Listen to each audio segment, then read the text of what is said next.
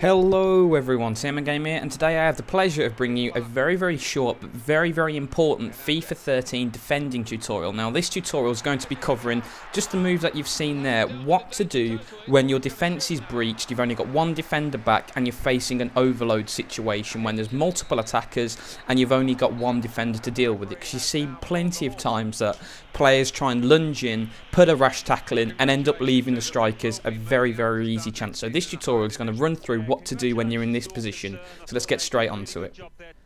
Now the first and most important thing you've got to realise whenever you're trying to deal with this is recognising when you do have an overload situation. And as the clip pauses here, you can clearly see that the enemy player who's just about to receive the ball has a striking teammate about to run through. But if you look slightly deeper than that, you can see that the next three players closest to the ball are opposition players. So technically, you've got a 5-on-2 in favour of the attack here.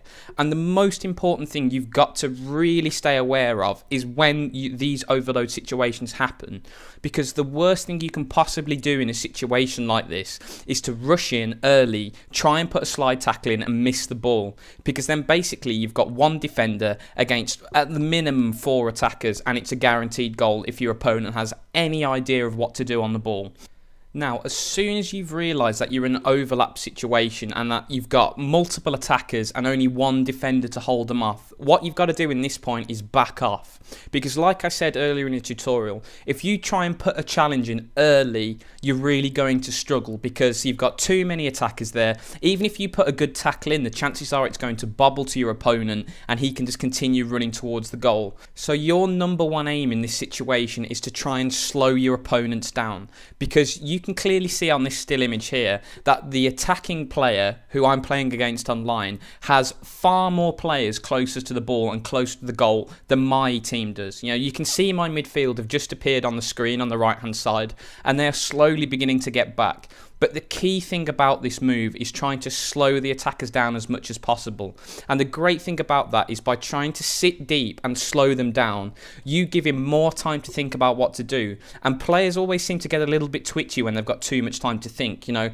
If a ball drops to a player in the box, he'll just hit circle and aim it towards goal. But when he's got multiple options on the attack and he's got time which is rapidly diminishing in which to act upon it, you can force players to make mistakes. So whenever you're in this situation, keep your last defender as deep as possible. You know, try not to go any deeper than the edge of the penalty area. But for example, you can see my guy here is on the edge of the D of the penalty area. That's a good place to go to, because what you're doing is you're keeping a defender in between him and the goal so he doesn't have a clear run into the goal.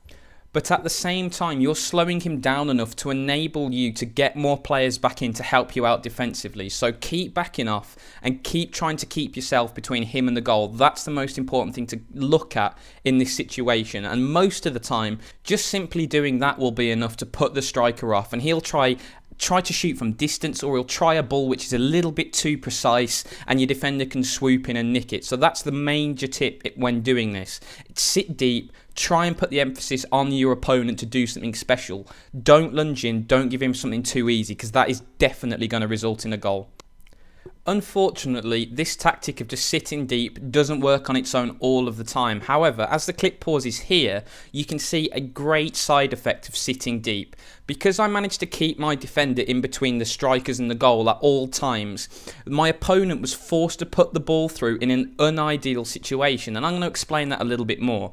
If I've just rushed out, dived in and missed the tackle, the striker would have been free to spend a good 10 seconds adjusting himself perfectly to finish how he likes, because lots of people finish in a multitude of different ways. Some people like to run at an angle and finesse, some people like to power it into the top corner, and if you put that slide tackle in early and miss, you give your opponent the opportunity to set the ball up exactly how he likes it. And there's very few players online that will miss chances when given their perfect opportunity of finishing. So what you're trying to do in this situation is make sure that If you can't stop your opponent from having a shot on target, you want to make sure he has the most difficult shot possible. And this still image is taken just as my opponent's about to shoot. Now you can see that this is not the ideal finishing position at all. You know, my keeper's right in the middle of the goal. It's going to take a very, very good finish to beat him. My defender's about to close down and put pressure on the guy on the ball. So unless he hits that ball first time, there's a chance that my defender can quickly whip in and take it out.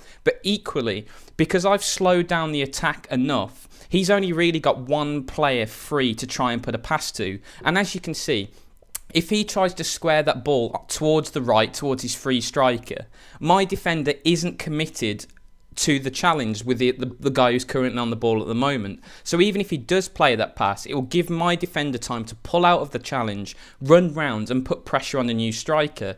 So by sitting deep and taking as much time as you can to delay your opponent as they come towards goal, it's given my midfield chance to drop deep, it's given my defenders chance to get back into position, and it's forced my opponent to put the chance through at an angle which most of the time my goalkeeper's going to save. So as the clip begins to wind forwards here, you can see the chance begin to play out. Because the shot was from a much more awkward position, my keeper made the save. And because I'd held the striker up for long enough, as my opponent's second striker gets the rebound, I've got 4 defenders now in the penalty area and another 3 defenders on the edge of the penalty area to begin to deal with the chance better. So if I just lunged in at the first opportunity, the chances are my opponent would have scored.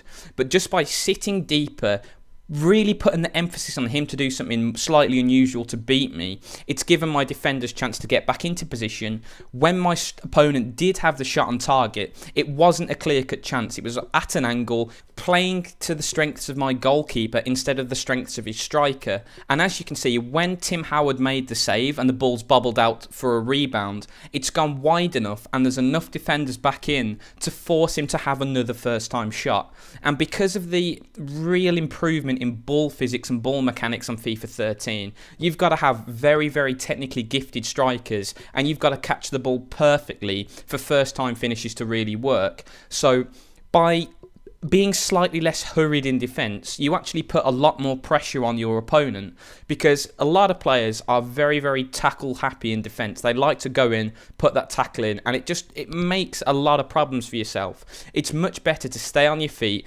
sit deep, back off, and wait for support to arrive. And now as the clip begins to run forward, you can see that the first time shot on target is very, very tame. And because I'd held my opponent up, my defenders could come back and put pressure on the strikers. And as you can see as the clip rolls forward here, when the attack started, it was practically a 5-on-2 in my opponent's favour. I have held up the play so much by this point that it's enabled 7 of my defenders to come back and put pressure on the attacker, and the attacker now only has 5-on-7 instead of the 5-on-2 situation that he had earlier. So those might have been only 5 or 6 seconds, but those 5 and 6 seconds made the difference. They really enabled me to get numbers back, to put pressure on the striker with the second and third chance, instead of rashly going in, risking everything on an all or nothing challenge, and if it gone wrong, it would definitely have been a goal. But as you can see here, it's much better just to sit deeper, put real pressure on your opponent. I mean, it sounds strange, but if you sit back and say, go on, what can you do? The vast majority of players online don't have the composure to score against you. I mean, 99% of the time, if you put that challenge in and miss, your opponent's going to score. You know, by sitting deeper and managing the situation, you've turned basically a virtually guaranteed goal against into a much more difficult chance just by controlling the angle, forcing the striker wide, forcing him to have first-time finishes instead of taking his time over the ball. You know, you can really put a lot of pressure on the striker instead of giving him a much easier chance. So guys, I really hope you've enjoyed the tutorial. I hope this tutorial's taught you a few lessons on how to defend on FIFA 13, because tactical defending requires a lot more finesse than it used to in the older FIFAs. You know, you've really got to think about player position, managing your defensive line, and managing what chances you give up, because it's practically inevitable that you're going to concede some shots on target in a match of FIFA 13. But as you could see from this situation here, even when you know you're going to concede a shot on target, you don't just sit there and think, oh, it's rubbish, it's over. You can still manage the chance that your opponent gets, and by sitting a little bit deeper, by really forcing the emphasis onto him, and by waiting for your supporting players to get back, you can make the chance a lot harder for him. So guys, once again, thank you so much for watching. I really hope you've enjoyed the video. If you had, it would make a big difference to me in the channel if you could click like, because it just enables more people to come and see the video. And if more people can see it, more people can enjoy it. But once again, guys, thank you so much for watching, and I hope you have a great day.